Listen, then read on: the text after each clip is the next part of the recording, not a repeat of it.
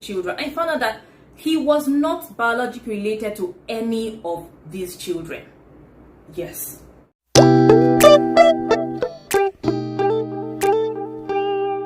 Well, hello, you're welcome back to my channel. My name is Dr. Chituru Weje, and it's a pleasure to be gracing your screens again today.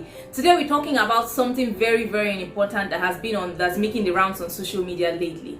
So last week, a judge in a state in Nigeria, he made a press statement stating that he had been married to a woman and they divorced, and then he now married another lady. So from his first marriage to that woman, he had 3 children, and then from the second marriage, he now had another 4 children, making it 7 in total. So he said that he had been raising the first 3 children in the absence of their mother. And then recently, he got tipped that the 3rd child from the first marriage was probably not his, and then this prompted him to carry out the DNA test, and it was found out that he was not the biological father of the child. So because of this discovery, he decided to carry out more DNA tests on the first 2 children, and he found out that he was not biologically related to any of these children. Yes. Anyway, so this has been making the rounds on social media. There's been a lot of talk about paternity testing, and today we just want to talk about it for a bit. So it's been said that paternity fraud, some statistics in Sweden put paternity fraud to be as high as 38.7% in Sweden, and another study in Los Angeles, California puts it at 24.9%. However, concerning the Nigerian statistics, when I searched online, I found an article by Vanguard newspaper published in, I think, July 2015, where it was said that it was quoted by them that a DNA expert in Nigeria put the Nigerian rate of paternity fraud to be as high as 30%, stating that 3 out of every 10 men are raising children who are not biologically theirs. Okay, so when I tried to find out the source of Vanguard's information, I could hit a bump and I couldn't get any result after that. So that seems like a very, very, very high percentage. Like out of every 10 people, 3 have there are 3 paternity frauds. 3 situations of paternity frauds. That's a lot, to be honest. That's a lot. But then when I look at it though, most of the time it's people who have a reason to suspect that their child might not actually be their biological child that go on to do a paternity test. So it is possible that these values are not representative of the population from which these people have been pulled out. So it's possible that it's among the people who now decide to do a DNA test that you now find is a percentage as high as 30%. Meanwhile, if you now test the general population, which is unlikely to happen, many people will not be interested in that. But if you now test the entire population, it might not be as high. It might not be as high as that. So the most accurate and the most sensitive way of determining paternity is by doing a DNA test. What is DNA?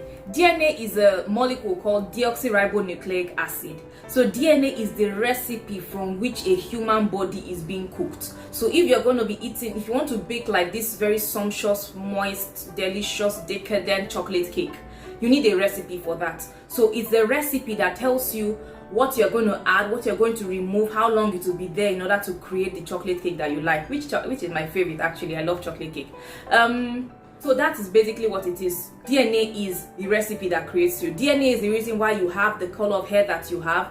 DNA is the reason why you have the color of eyes that you have. DNA is the reason why you have either a flat nose or a pointy nose. DNA is the reason why you have full lips or very thin lips. DNA is the reason why you have the skin tone that you do. DNA is the reason why you have either straight hair or curly hair. DNA is the reason why you have either straight legs or another shape of legs. Well, of course, there are other environmental factors that can influence that too. So DNA is the building block from which every human body or every human being is made.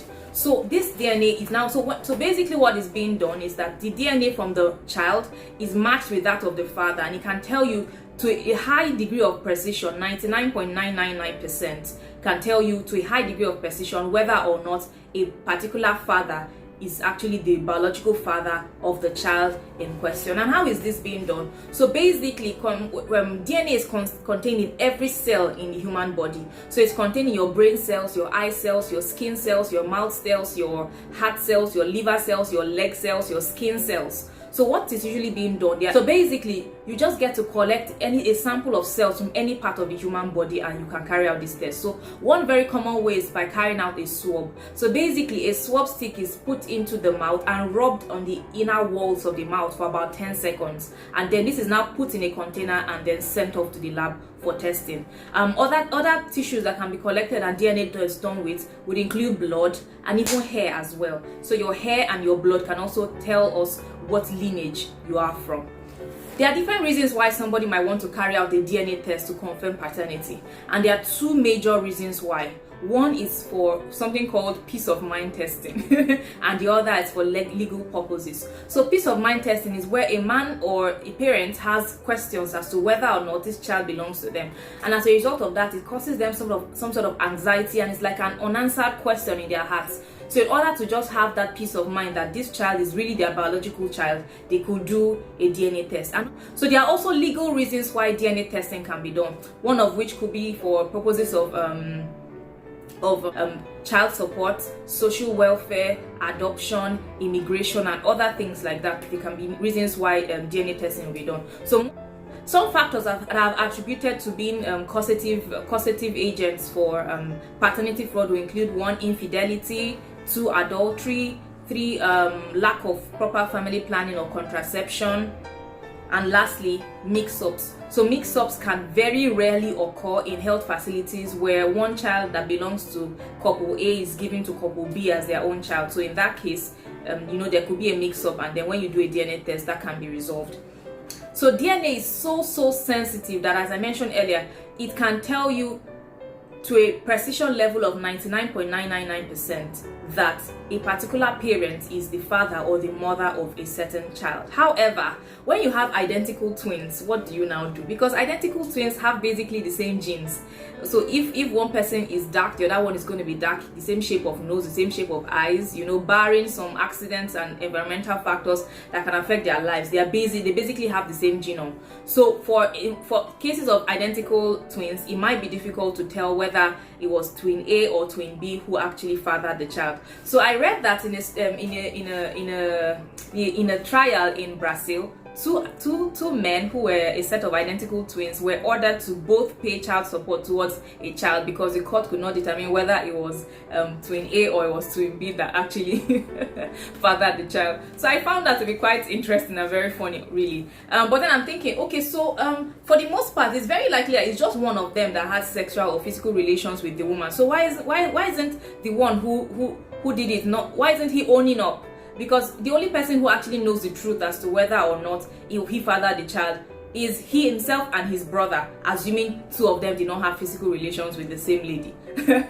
But anyways, so this is like the first part of our talk about DNA testing for paternity ascertainment, and in our next video we want to talk about whether you can actually have a DNA test done for your child.